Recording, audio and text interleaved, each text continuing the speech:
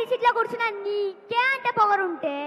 అమ్మ తిప్పలపాటి school fee కడితే LKG నుంచి 10th క్లాస్ వరకు కష్టపడి పాస్ అయితే ఇంటర్లో ఉన్న ఈజీనో గ్రూప్ వదిలేసి ఎంపీసీ చదువుతానే ఎంజాయ్ అని చెప్తే కష్టంగా ఉన్న అదే గ్రూప్ సెలెక్ట్ చేసుకొని physical audition maths audition chemistry audition రోడ్లు పట్టుకు తిరిగి ఆఫీస్ కట్టాలి ఈ ఫీజు కట్టాలి అని అమ్మాయిని హింస పెట్టి బోర్డు క్లాస్ పెట్టుకొని రాత్రంతా కూర్చొని చదివి మళ్ళీ అలా పెట్టుకొని పొద్దున్నే లేచి మళ్ళీ చదివి తీరా పాస్ అయ్యాక ఎంసెట్లో ర్యాంక్ రాక అమ్మ నగలు తాకట్టు పెట్టి మేనేజ్మెంట్ కోటాలో సీట్ సంపాదించి తెలుగు మీడియం నుంచి వచ్చిన నాకు అర్థం కాక ఫస్ట్ ఇయర్ నుంచి 4th ఇయర్ వరకు ఉన్నారు అన్ని 4th ఇయర్లోనే క్లియర్ చేసి ఈ సొసైటీలోకి వస్తే